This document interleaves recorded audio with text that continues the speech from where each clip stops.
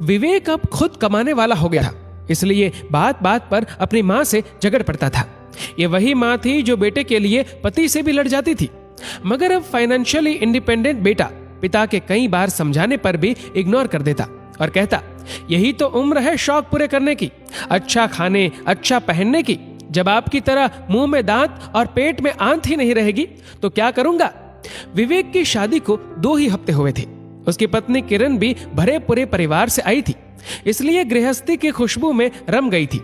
विवेक की नौकरी अच्छी थी तो फ्रेंड सर्कल उसी हिसाब से मॉडर्न था। किरण को अक्सर वह पुराने स्टाइल के कपड़े छोड़कर मॉडर्न बनने को कहता, मगर किरण मना कर देती। वो कहता, कमाल करती हो तुम, आजकल सारा जमाना ऐसा करता है, मैं क्या कुछ नया कर रहा हूँ। तुम्हारे सुख के लिए सब कर रहा हूँ और तुम हो कि उन्हीं पुराने विचारों में अटकी हो। क्वालिटी लाइफ क्या होती है तुम्हें मालूम ही नहीं। और किरण कहती है, क्वालिटी लाइफ क्या होती है ये मुझे जानना भी नहीं है, क्योंकि लाइफ की क्वालिटी क्या है मैं इस बात में विश्वास रखती हूँ। आज अचानक पापा आईसीयू में एडमिट हुए थे। हार्ट अटैक आया था। डॉक्टर ने पर्चा पकड़ाया, 3 लाख और जमा करने थे। 1.5 लाख का बिल तो पहले ही भर दिया था, मगर अब ये 3 लाख भारी लग रहे थे। विवेक आईसीयू के बाहर बैठा सोच रहा था कि अब क्या करे। उसने कई दोस्तों को फोन लगाया कि उसे मदद की जरूरत है, मगर सबने कोई ना कोई बहाना बना मना कर दिया। उसकी आंखें अब आंसुओं से नम थी।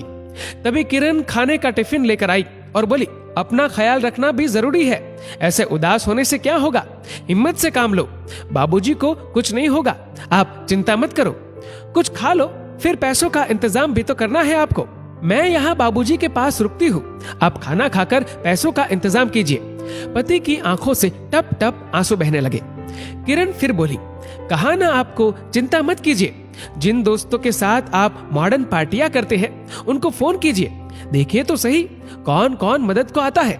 पति खामोश और झुकी निगाहों से जमीन की तरफ देख रहा था कि किरण का हाथ उसकी पीठ पर आ गया और वह पीठ को सहलाने लगी। विवेक ने कहा, सबने मना कर दिया, सबने कोई न कोई बहाना बना दिया। किरण, आज पता चला कि ऐसी दोस्ती तब तक ही है जब तक जेब में पैसा है। किसी ने भी हाँ नहीं कहा, जबकि उनकी पार्टियों पर मैंने लाखों उड़ा दिए। किरण ने कहा, इसी दिन के लिए बचाने को तो माँ बाबा कहते थे। खैर कोई बात नहीं, आप चिंता न करो, हो जाएगा सब ठीक। विवेक ने कहा, अभी तो तनख्वाह मिलने में भी समय है, आखिर चिंता कैसे न करो किरण। किरण ने कहा, आपकी ख्वाहिशों को मैंने संभाल रखा है। विवेक ने कहा, क्या मतलब?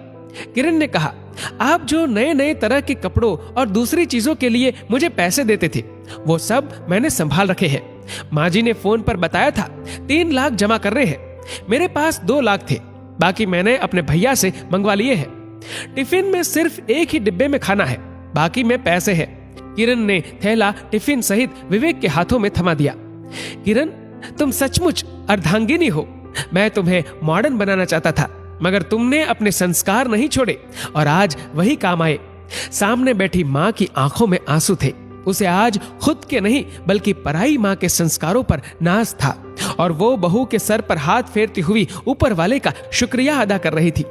दोस्तों, इस वीडियो को लेकर आपकी क्या राय है नीचे कमेंट करके जरूर बताएगा। और अगर आपको ये वीडियो अच्छा लगे तो इस वीडियो को लाइक करिएगा, शेयर करिएगा ज्यादा से ज्यादा लोगों तक, और ऐसे ही और भी इंस्पिरेशनल वीडियोस के लिए सब्सक्राइब करें हमारे यूट्यूब चैनल को और फेसबुक पर फॉलो करें हमारे पेज को। धन्यवाद।